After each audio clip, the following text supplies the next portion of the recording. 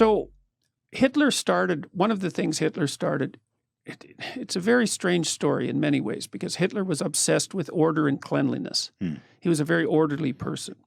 And he was very sensitive to disgust, you know, because you think, well, the Nazis were afraid of the Jews, you know, because they were other. And that's not right. What's more accurate is that especially Hitler, he was very sensitive to disgust. That's what it looks like. And if you're disgusted by something, then you want to eradicate it, right? If you're afraid of something, you want to run away from it. If you're disgusted by it, you want to burn it to the damn ground. You want to get rid of it. And his writings, like I read a book called Hitler's Table Talk, which was his spontaneous discussions during dinner time from 1939 to 1942. It's really another amazing book.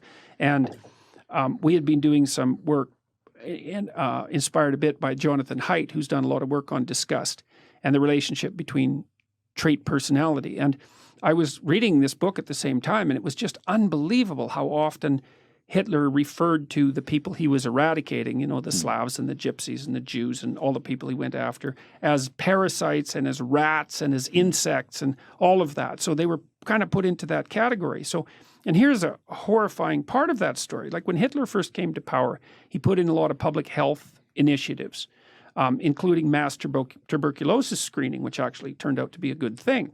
And at the same time, he went on a beautify the factories campaign. And so he convinced the German factory owners and so forth to increase the levels of hygiene in the factories, to get rid of the rats and the mice, to plant flowers out front, you know, to make everything look neat and orderly. And the insecticide they used was Zyklon.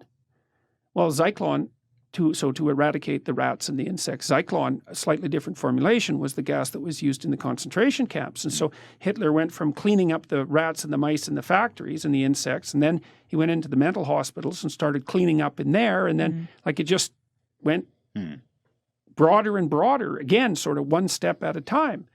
You know, and the Germans had plenty of reason to be resentful and hateful because, I mean, think about what they went through. We can't even imagine it. First of all, there was World War I, and so there was many men, like Hitler himself, who served in the trenches. And there's one story about Hitler. He won a medal for heroism in World War I, and he was sitting around with a group of his buddies and went off to do something, God only knows what. And when he came back, they were all dead because a mine had, not a mine, I don't remember, some kind of shell had landed in the middle of them and killed them all. It's like, that changes you. You know, and then afterwards, there was all these brutalized men who'd come out of the trenches. I mean, you just can't imagine what it must have been like in the trenches, you know, especially if you were there for like a couple of years. You weren't the same person. Get out of there, you're unemployed, your country's in ruins. Then the hyperinflation hits, and every single person in Germany who ever saved any money at all is flat, bloody broke. And then there's a communist revolution brewing in Russia, and it's like, it's hell. And the Nazis came along and said, well, not only are we going to restore order and greatness, but we're going to bloody well tell you whose fault this is. It's like, and Hitler, I've studied him a lot trying to understand what happened, and Hitler was, Carl Jung called him the mouthpiece of the collective unconscious of the German people. So you imagine there's all this resentment and hatred brewing underneath the surface, and all this chaos is there, and the desire for order is like clamoring in everyone's minds. And Hitler comes along, and he's a very powerful emotional orator, and he's watching the crowd, and he listens. And when he says thing A, nothing happens. When he says thing B, everybody roars. And so he takes note of that. And it's not even conscious exactly, right? Because he's being molded by the crowd. And so they roar. And so we think, so that's a reinforcement. That's a reward. And so then he goes down that line a little bit farther, and they roar some more, and then he tries something else, and it's silent. He becomes like, what they want. You bet. Exactly that, man. He acts out the dark desire of the mob. So he becomes the embodiment of the dark desire of the mob. And that's partly why he had the charisma. It's right, because there's this unconscious fantasy brewing in the back of everyone's minds. You see that to some degree now with Antifa, for example, and their proclivity towards violence. You know, and you ask, just exactly what's going on there? Well, Hitler came to embody the desire of the German people for order and revenge.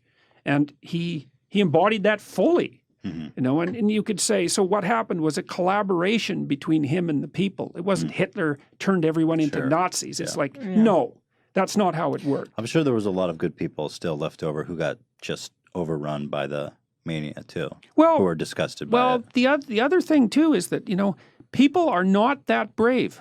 And everybody thinks, this is one of the things I teach in my Maps of Meaning class, you know, it's like, okay, you look at Nazi Germany in the 30s and you think, well, I'd be one of the heroes who rescued the Jews. It's like, statistically, that's very improbable. Right. And one of the things I've learned in the last year with all this strange political, what would you say? This strange situation that I've been in is how unlikely it is for people to speak up. They just won't. Even tenured professors who are tenured, they're protected. It's like the probability they'll pop their head up and say something that might make them identifiable is very, very low. So it's scary, yeah. I guess you're right. Well, it's all... And at time, and you know, in Nazi Germany, the stakes were as high as it could get. They didn't tolerate